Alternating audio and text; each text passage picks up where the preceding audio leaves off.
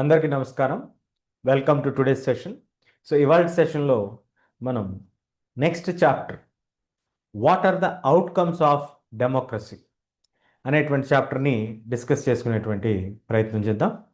So మనం ఇప్పటి వరకు చూసినటువంటి సెక్షన్స్లో లేదా సెషన్స్లో మనకి జనరల్గా మనం కవర్ చేస్తుంది ఏంటి అని అంటే ఎగ్జామినేషన్ పాయింట్ ఆఫ్ వ్యూలో మినిమం 60 to 70% రావటానికి సాలిడ్గా కావాల్సినటువంటి బేసిక్స్ని అయితే ఫస్ట్ కవర్ చేస్తున్నాం. స్పెసిఫిక్ ఏరియాస్ ఏమైనా కావాలి అని అంటే దానికి సంబంధించి మళ్ళీ సెకండ్ రౌండ్లో చూద్దాం. అంటే ఎగ్జామ్ ఓరియంటెడ్ రివిజన్స్ సెషన్స్లో మనం అట్లా ఎగ్జామ్ వరకు ఫోకస్ చేస్తూ చేద్దాం. ఇది broader view of the concept వచ్చినప్పుడు ఎలాంటి షార్ట్ ఆన్సర్ అయినా ఎస్సే అయినా మీరు రాయగలిగేటట్టుగా మనం ప్రిపేర్ చేసుకుందాం. So without any further delay let's go ahead. Let me share my screen. Outcomes of democracy. So, ఈ outcomes of democracy అంటే ఏంటి? What is the meaning of the word outcomes of democracy? ఏం అర్థం వస్తుంది outcomes of democracy అన్నప్పుడు? అంటే మనం ఏదైనా ఒకటి పని మొదలుపెట్టిన తర్వాత ఆ పని తాలూకా రిజల్ట్స్ ఏమై ఉంటాయి అనేటువంటి దాన్ని మనం అవుట్కమ్స్ అనేటువంటి దాంతో పిలవటం జరుగుతుంది. సో ఇక్కడ మనం తీసుకున్నట్లయితే డెమోక్రసీ అంటే ఏంటి? 9th గ్రేడ్ నుంచి మీరు డెమోక్రసీ అంటే ఏంటి, డెమోక్రసీ డెఫినేషన్ తీసుకున్నారు, దాన్ని మళ్ళీ simpler definition to more comprehending డెఫినేషన్కి వెళ్ళారు, మోర్ టాక్ట్ఫుల్ డెఫినేషన్కి వెళ్ళారు, మోస్ట్ డిఫైనింగ్ డెఫినేషన్కి వెళ్ళారు. సో అట్లా మనం డెమోక్రసీలో different cases, basic principles, fundamental aspects ఇవన్నీ కవర్ చేసుకుంటూ వచ్చి లాస్ట్ సెషన్లో పొలిటికల్ పార్టీస్ మీద మనం చూసాం. డెమోక్రసీలో పొలిటికల్ పార్టీస్ యొక్క రోల్ ఏంటి అని. మరి ఇప్పుడు మనం చూడబోయేది ఏంటండి అంటే how are these outcomes coming out. మనం ఏం చేస్తామంటే we will wind up the tour of democracy as it is going beyond the specific themes to move beyond the discussion of specific themes. అంటే ఉన్నటువంటి దాన్ని మించి ఒక సిటిజన్గా మీరు ఎట్లా ఆలోచించాలి, what are the terms that generally set of questions. What does democracy do, అసలు డెమోక్రసీ ఏం చేస్తుంది, what outcomes can we reasonably expect of democracy. మనం జనరల్గా ఏం చేస్తామంటే మన ఎక్స్పెక్టేషన్స్ ఎప్పుడూ కూడా కొంచెం అన్రియలిస్టిక్గా ఉంటాయి. నేను వెయిట్ తగ్గాలి అని అనుకున్నాను అనుకోండి, దానికి ఒక ప్రణాళిక, ఒక ప్రాసెస్ ఉంటుంది. ఆ వెయిట్ తగ్గాలి అనేటువంటిది రాగానే రేపు మార్నింగ్ కల్లా నేను వెయిట్ తగ్గిపోవాలి, లేదా నెక్స్ట్ 1 వీక్లో నేను వెయిట్ తగ్గిపోవాలి అని అంటే దట్ ఈస్ అన్రియలిస్టిక్ ఎక్స్పెక్టేషన్. అలాంటి వాటిని అన్రియలిస్టిక్ ఎక్స్పెక్టేషన్స్ అంటాం. సో ఆ విధంగా మనం దీన్ని తీసుకుంటున్నాం. So after some clarity on these questions we will also see does democracy fulfil these expectations in real life. కనీసం బేసిక్ ఎక్స్పెక్టేషన్స్ కన్నా రీచ్ అవుతుందా, రీచ్ అవుతే ఎంతవరకు రీచ్ అవుతుంది, రీచ్ అవ్వకపోతే ఎందువల్ల రీచ్ అవ్వట్లేదు, ఇట్లాంటి ఆస్పెక్ట్స్ అన్ని కూడా మనం చూస్తాం. దాంతోపాటు in democracy we are going to focus on the quality of governance, next economic wellbeing, ఆర్థికంగా ఎట్లా ఉంటుంది ప్రజలకి, అసమానతలు ఉన్నాయా, సోషల్ డిఫరెన్సెస్ ఉన్నాయా, ఆర్థిక అసమానతలు, సామాజిక అసమానతలు, అలాగే సమాజంలో డిఫరెంట్ గ్రూప్స్ వాళ్ళ డామినేషన్స్ ఎట్లా ఉన్నాయి, కాన్ఫ్లిక్ట్స్ ఉన్నాయా, ఫ్రీడమ్ అండ్ డిగ్నిటీ ఉందా, ఇట్లాంటి క్వశ్చన్స్ అన్నీ కూడా మనం కవర్ చేయడం జరుగుతుంది. సో ఇప్పటి వరకు ఎవరైనా సబ్స్క్రైబ్ చేసుకొని వాళ్ళు ఉన్నట్లయితే ప్లీజ్ కన్సిడర్ సబ్స్క్రిప్షన్. మీ అందరికీ తెలుసు కదా. So this is purposefully done only to enhance the understanding of learners in English and Telugu. ప్రత్యేకించి మన తెలుగు పిల్లల కోసమే ఇది చేయటం జరుగుతుంది. తెలుగులో ఎగ్జామ్స్ రాసే వాళ్ళకి ఒక సక్సెస్ఫుల్ పర్సన్ నాకు మెసేజ్ పెట్టారు, ఒక లేడీ. తను మన వీడియోస్ చూసి గవర్నమెంట్ జాబ్ కొట్టగలిగింది అనేది. సో ఆ విధంగా మనం హెల్ప్ చేయాలి అనేటువంటి ఒక ఉద్దేశంతోనే ఇది చేయటం జరుగుతుంది. So please support us. Now let's go ahead. How do we assess democracy outcomes? మనం అసలు ఎట్లా డెమోక్రటిక్ అవుట్కమ్స్ని అసెస్ చేయాలి? ఏంటి దానికి కొలమానత ఏంటి? మనం బాగున్నాము అంటే దానికి క్రైటీరియా ఏంటి? ఎందుకు అసలు మనకి డెమోక్రసీ బెటర్ అనిపించింది డిక్టేటర్షిప్ కంటే కూడా? What made us feel that democracy is better when compare to dictatorship? డిక్టేటర్షిప్తో పోల్చుకుంటే ఎందువలన మనకి డెమోక్రసీ బెటర్ అనేటువంటి ఒక ఒపీనియన్కి మనం రావటం జరిగింది? Why? What made us to think like that అని అంటే మనకున్నటువంటి రీజన్స్ చూసుకుంటే, సమానత్వంగా అందరికీ ఓటు వేసేటువంటి హక్కును కల్పించడం జరిగింది. ప్రతి ఒక్కరిని పౌరులుగా గుర్తించారు. మనం ఫ్రెంచ్ రెవల్యూషన్లో మనం చదువుకున్నాం. There were divisions in the society అని. ఇట్లాంటి డివిజన్స్ మన సమాజంలో కూడా మనం చూస్తూ ఉన్నాం. అట్లాగే ఎవరైనా ఒక పౌరుడికి తన యొక్క హక్కులు భంగం కలిగినప్పుడు ఖచ్చితంగా రాజ్యాంగం యొక్క సపోర్ట్ అతను తీసుకోవటానికి రైట్స్ ఉన్నాయి మనకి. డిగ్నిటీ ఆఫ్ ద ఇండివిజువల్, ఒక వ్యక్తి యొక్క ఔన్నత్యానికి, తను డిగ్నిఫైడ్గా బిహేవ్ చేయడానికి కావాల్సినటువంటి ఇది మనకు కనిపిస్తూ ఉంటుంది. Improves the quality of decision making. Decision మేకింగ్లో క్వాలిటీని ఎన్హాన్స్ చేస్తుంది. ఏది? డెమోక్రసీ అంటే డిస్కషన్స్, డిబేట్స్ జరుగుతాయి కాబట్టి ఆ క్వాలిటీ ఎన్హాన్స్ అయ్యేటువంటి అవకాశం ఉంటుంది. ఏదైనా ఆస్పెక్ట్ మిస్ అయినా కూడా opposition party will try to make the government to look towards that particular aspect. అట్లాగే provide a method to resolve conflicts. మేము దీన్ని ఈ అంశంతో విభేదిస్తున్నాం కాబట్టి ఈ అంశాన్ని మీరు కన్సిడర్ చేయండి అని చెప్పినప్పుడు the rift between these two, the conflict ఏదైతే ఉందో ఆ కాన్ఫ్లిక్ట్ సెటిల్ అవ్వటానికి ఆ డిస్కషన్ అనేది ఫెసిలిటేట్ చేస్తుంది అనేటువంటిది మనం చూసాం. అలాగే ఒకవేళ ప్రభుత్వం నుంచి ఏదైనా మిస్టేక్ జరుగుతున్నప్పటికీ కూడా ఆ మిస్టేక్ని కరెక్ట్ చేసుకునేటువంటి అవకాశం కూడా గవర్నమెంట్ సిస్టంలో, డెమోక్రాటిక్ సిస్టమ్స్లో మెయిన్గా మనకి డామినెంట్గా మనకి కనిపిస్తూ ఉంటుంది. So these are the pros why democracy is considered better than dictatorship. ఈ డిక్టేటర్షిప్లో ఇవన్నీ పనిచేస్తాయా అంటే పనిచేయవు. ఈక్వాలిటీ ఉండదు, enhancing the dignity of individual ఎక్కడ కనిపించదు. అంతా కూడా decision making will be taken by one person or a group of people. Resolving conflicts అనే క్వశ్చనే రాదు. ఎవరు కాన్ఫ్లిక్ట్ అయితే వాళ్ళని దే విల్ బి పనిష్డ్ అనేటువంటి ఆస్పెక్ట్లో వెళ్తారు. కరెక్టింగ్ ద మిస్టేక్స్ అనేటువంటిది బహుశా అసలు ఇంపాసిబుల్ టు థింక్ అనుకుంటా if you go for dictatorship. కాబట్టి that's where we felt democracy is better. Now we face a dilemma. Now డెఫినెట్గా ఇది ఆల్టర్నేటివ్గా ఉంది, మోనార్కీ కంటే బాగుంది, డిక్టేటర్షిప్ కంటే బాగుంది అని అన్నాం. Now we face a dilemma. Is democracy seen to be in good principle? అంటే మనకి ప్రిన్సిపల్స్లో చెప్పుకుంటున్నప్పుడు బాగుందండి, ఇది వాస్తవ రూపంలోకి ఇవి వస్తాయా అంటే మీరు బుక్లో ఇవన్నీ చెప్తున్నారు బాగుంది, రియాలిటీలో పిక్చర్ ఏమో కొంచెం డిఫరెంట్గా ఉంది.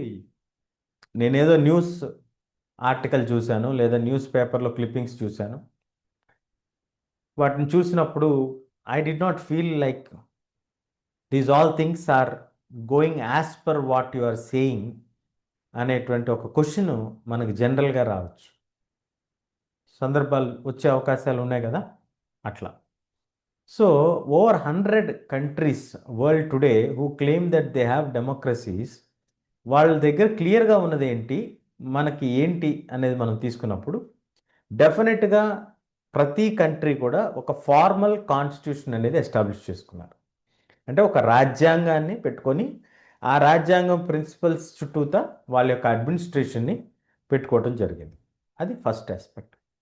సెకండ్ ఆస్పెక్ట్, ఖచ్చితంగా ఎలక్షన్స్ అనేది నిర్వహిస్తున్నారు. ఇప్పుడు ఆ ఎలక్షన్స్ ఎలా జరుగుతున్నాయి ఏంటి అనేటువంటి డిబేట్కి మనం వెళ్ళట్లేదు, కానీ let us go step by step. రెండవ ఆస్పెక్ట్, ఎలక్షన్స్ అయితే మూడవ aspect rights to the citizens. సిటిజన్స్కి ఉండేటువంటి రైట్స్, హక్కులు, ఇవి కామన్గా మోస్ట్ ఆఫ్ ద డెమోక్రసీస్లో మనకు కనిపిస్తూ ఉంటాయి. కానీ సోషల్ సిట్యువేషన్స్లో, సామాజిక పరిస్థితుల్లో, ఆర్థిక అచీవ్మెంట్స్లో, కల్చర్స్లో ఇవన్నీ కూడా సమానంగా అచీవ్ చేయగలుగుతున్నారా? ఎస్, అందరికీ రైట్స్ ఉన్నాయి, అందరికీ ఈ యొక్క ఎలక్షన్లో పార్టిసిపేట్ చేసేటువంటి హక్కు ఉంది. ఇవన్నీ చాలా వరకు acceptable, no doubt. But our interest is in fascination in pushing democracy. Can it address all the socio economic and political problems? మనం ఏమంటున్నామంటే కరెక్టేనండి, ఇవన్నీ బాగున్నాయి, ఇవన్నీ చెప్తున్నారు, ఇవన్నీ రియాలిటీలో కూడా ప్రతి ఒక్కరికి హక్కులు ఉన్నాయి, రైట్స్ ఉన్నాయి, చట్టాలు ఉన్నాయి. Right, fine, they are working well. But what about the aspects like social problems? సమాజంలో ఉన్నటువంటి సమస్యలకి ఎలాంటి సొల్యూషన్ ఇస్తున్నారు? అట్లాగే మరి ఆర్థిక అసమానతలు ఉన్నాయి కదా, వాటిని ఎలా మనం అడ్రస్ చేస్తున్నాం? మరి పొలిటికల్ ప్రాబ్లమ్స్, రాజకీయ పరంగా ఉన్నటువంటి సమస్యలు ఏం చేస్తున్నాం అనేటువంటి దాన్ని కూడా మనం ఒకసారి ఎక్స్ప్లోర్ చేసేటువంటి ఐడియా చేద్దాం. అంటే we start blaming the idea of democracy or start doubting if we are living in a democracy. జనరల్గా మనం ఇలాంటి క్వశ్చన్ అడగంగానే లేదండి డెమోక్రసీలో ఏం వర్క్ జరగట్లేదు అనేటువంటి ఒక ఆస్పెక్ట్లోకి మనం వెళ్ళిపోతాం. ఖచ్చితంగా మనకి ఇట్లాంటి ఒక ఒపీనియన్ వచ్చే అవకాశం ఉంటుంది. ఎక్కడ జరుగుతుందండి? ఇటు రకరకాల ఒపీనియన్స్, రకరకాల things will flow in. So first step to take out carefully.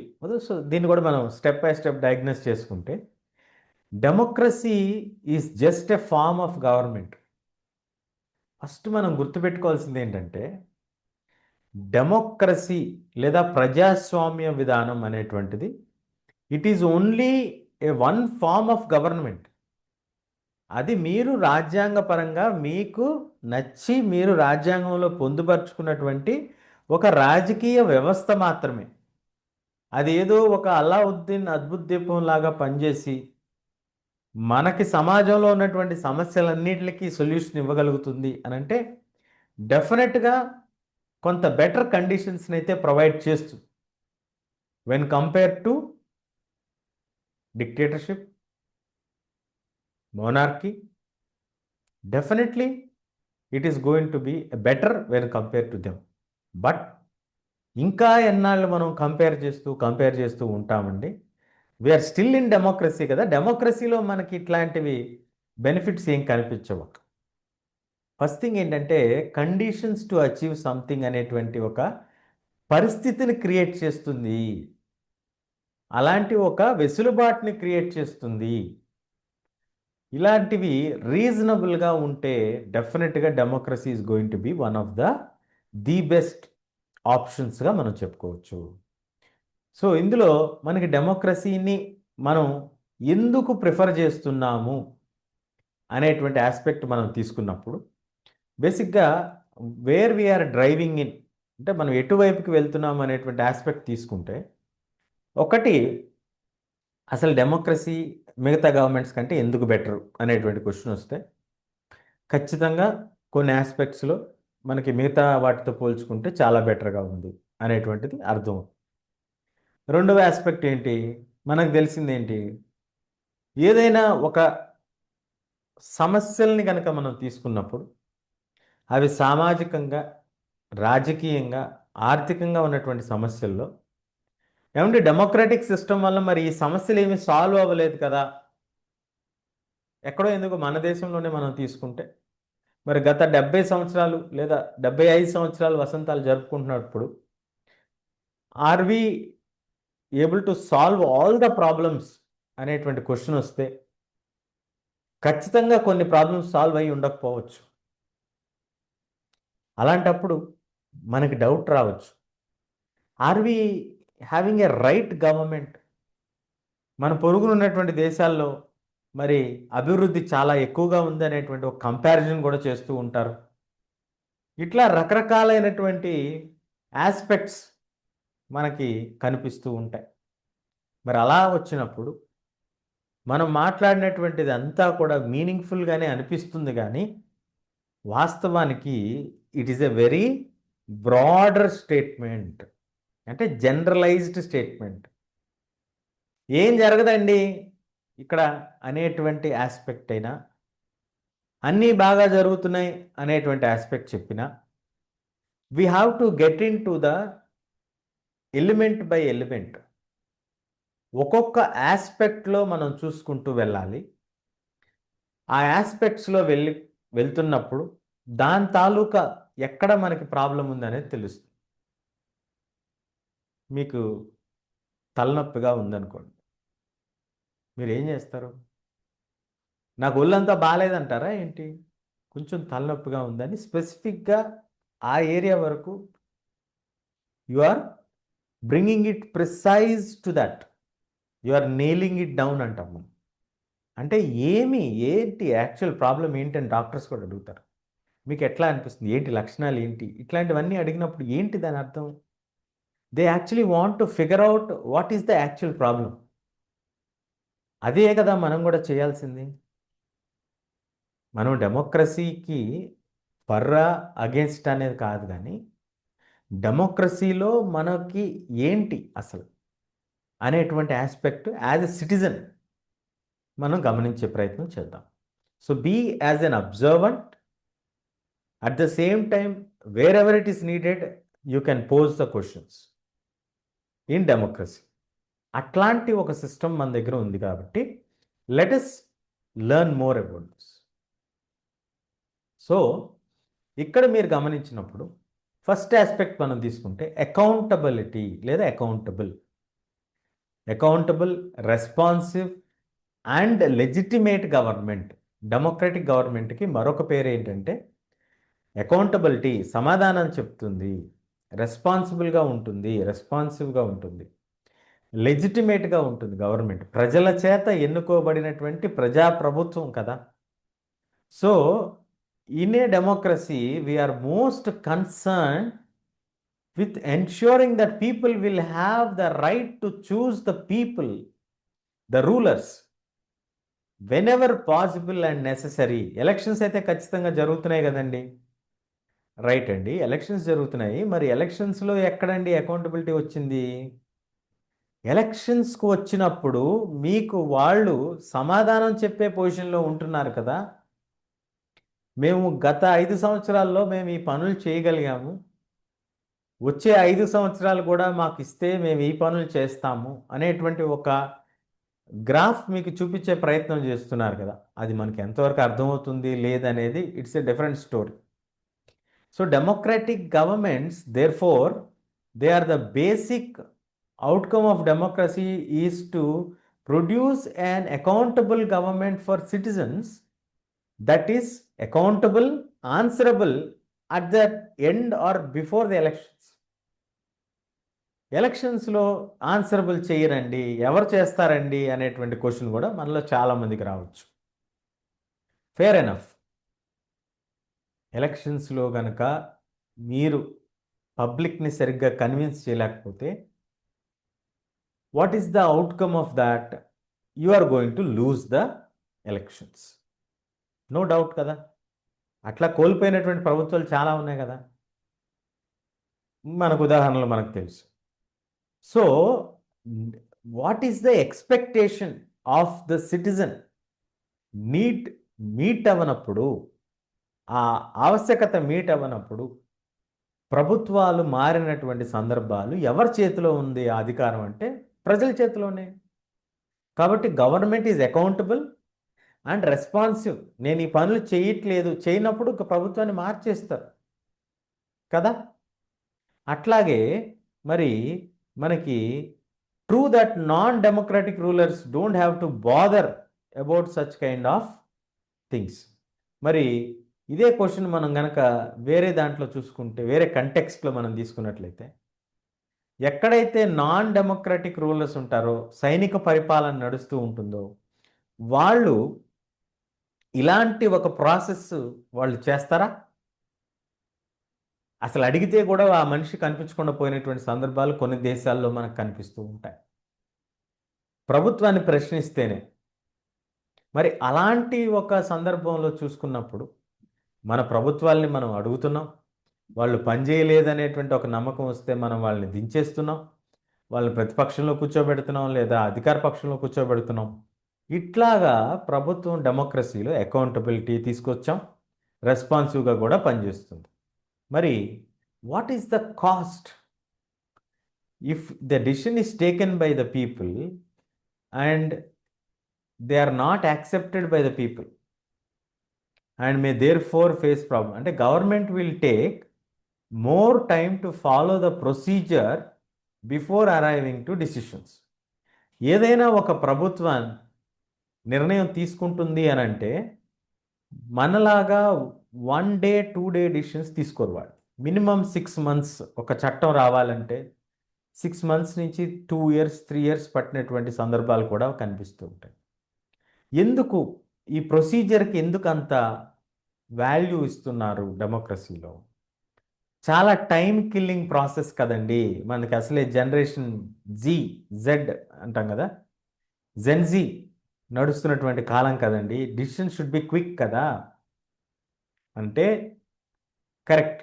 But మన రాజ్యాంగ నిర్మాతలు ఏం ప్రాసెస్ చెప్పారంటే citizens who want the decisions have to be taken through the correct procedure.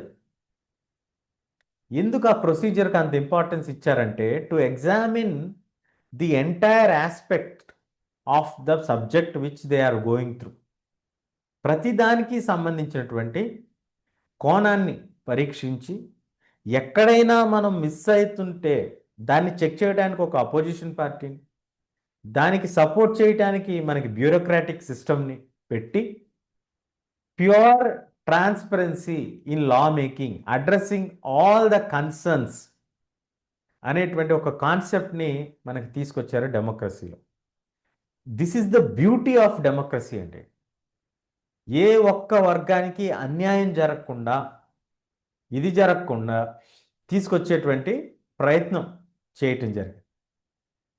So ఇది ఒక డిఫరెంట్ ఆస్పెక్ట్. మరి నాన్ డెమోక్రటిక్ గవర్నమెంట్స్తో మనం కంపేర్ చేసుకున్నప్పుడు ప్రభుత్వం తీసుకున్నటువంటి నిర్ణయాన్ని అన్డౌటెడ్గా ఫాలో అవటం తప్ప మనం చేయగలిగేది ఏమన్నా ఉందా అంటే ఏమీ ఉండదనే చెప్పాలి. కాబట్టి when we try to find out what the government is doing for us అంటే it is creating a mechanism for citizens to hold the government accountable and answerable and also making the process decision making whenever they think fit. ఎక్కడైనా decisions మార్చుకోవాలనుకుంటే దానికి process, system, places పెట్టి దాన్ని డెలిబరేట్గా follow అయ్యేటట్టుగా ఇన్స్టిట్యూషన్స్ని తీసుకురావటం జరుగుతుంది. వీటిని మనం క్లియర్గా గమనించవచ్చు. ఎలక్షన్స్లో మీరు ఓపెన్గా డిబేట్స్ జరుగుతూ ఉంటాయి, ఫ్రీ అండ్ ఫెయిర్గా మాట్లాడుతూ ఉంటారు. పబ్లిక్ డిబేట్స్లో మేజర్ పాలసీస్ వాటి గురించి కూడా డిస్కషన్స్ జరుగుతూ ఉంటాయి.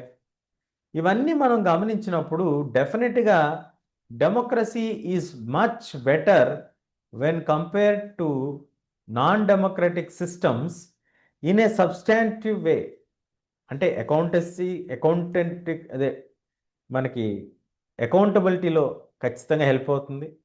ప్రజల దగ్గరికి నాయకులు వస్తారు, నాయకులే సుప్రీం లాగా బిహేవ్ చేసేటువంటి పరిస్థితి ఉండదు. డిస్కషన్స్ అన్నీ కూడా లైవ్ టెలికాస్ట్ ఉంటాయి. ప్రజలందరికీ కూడా ప్రభుత్వం ఏం చేస్తుందో తెలుస్తూ ఉంటుంది, ప్రభుత్వ విధానాలను కూడా తెలియజేస్తూ ఉంటారు. So in many reasonable ways democracy is largely free of corruption అని చెప్పలేములే కానీ, బట్ సబ్జెక్ట్ టు కరెక్షన్. కొన్ని దేశాల్లో బాగుంటుంది, కొన్ని దేశాల్లో కొంత డెమోక్రసీస్ ఆఫన్ ఫ్రస్ట్రేట్ పీపుల్, కొంత ఫ్రస్ట్రేషన్ కూడా గురి చేస్తూ ఉంటాయి. అంటే మెజారిటీ పాపులేషన్ డిమాండ్స్ని బట్టే పోతూ ఉంటుంది కదండి అనేటువంటి ఒకటి ఉంది. అలాగే regular routine tales that democracy is not free of this evil, corruption అనేటువంటిది కూడా మనకు కనిపిస్తూ ఉంటుంది. When we compare this with non democratic setup, కొంతవరకు తక్కువే అని చెప్పుకోవచ్చు. నాట్ నెసెసర్లీ, బట్ అయి ఉండొచ్చు కొన్ని cases. So there is one respect in which democratic government is certainly better than the alternative. ఒకటి, డెమోక్రటిక్ గవర్నమెంట్ లెజిటిమేట్, ప్రజలందరూ కూడా దీన్ని ఆమోదయోగ్యమైనటువంటి ప్రభుత్వంగా భావిస్తారు. కొంత స్లోగా ప్రాసెస్ నడుస్తుంది, బట్ స్టిల్ ఇట్ ఈస్ ఎఫిషియెంట్గా నడిచే ప్రయత్నం చేస్తుంది. Often responsive. Democratic government is people's own government. ప్రజలు ఎన్నుకున్నటువంటి ప్రభుత్వాలే, మెజారిటీ ప్రజలు ఎన్నుకున్నటువంటి ప్రభుత్వాలు. కొన్ని దేశాల్లో ఎక్సెప్షనల్గా బాగా చేశాయి. కొన్ని దేశాల్లో people wish to be ruled by representatives. Democracy suitable for them. Democracies ability to generate its own support is it self the outcome that cannot be ignored. ఇంత ఫేవరెట్గా డెమోక్రసీ మారటానికి మనకి కారణాలు ఏంటి అని అంటే, చాలా దేశాల్లో డెమోక్రటిక్ ఆస్పెక్ట్స్ మనం తీసుకున్నప్పుడు డెమోక్రసీ సిస్టమ్ ఉన్నటువంటి దేశాలు చాలా వరకు మనకి better living conditions, systemic wise నేను మాట్లాడుతుంది, ఆర్థికంగా ఎకనామికల్ ఆస్పెక్ట్స్ గురించి నేను వెళ్ళట్లేదు. Economic growth and development, social inequalities, poverty, ఇది మనం నెక్స్ట్ సెషన్లో ఖచ్చితంగా మనం డిస్కస్ చేసుకుందాం. So what are the pros of government system in which we are actually part of the system. రేపు మీరు కూడా సిటిజన్స్ అయితే మీరు కూడా డెమోక్రసీలో భాగస్వాములు అవుతారు కాబట్టి, how effective is the system, how the system works అనేటువంటిది ఒక ఐడియా వస్తే అది బెటర్గా యూజ్ అవుతుంది అనేటువంటిది as citizens this is given for us. Hope you are able to get a idea about the democratic system benefits, అదే pros. అట్లాగే negatives కూడా మాట్లాడుకున్నాం, కరప్షన్ ఉండొచ్చు అనేటువంటిది. Will still dwell deep into these concepts. ఇంకా కొంచెం లోతుగా ఈ అంశాలను పరిగణలోకి తీసుకుందాం. అట్లాగే కంపారిటివ్ స్టడీ కూడా చేద్దాం నెక్స్ట్ సెషన్లో. So until then, keep learning and keep smiling. That's all from Seshu. Thank you.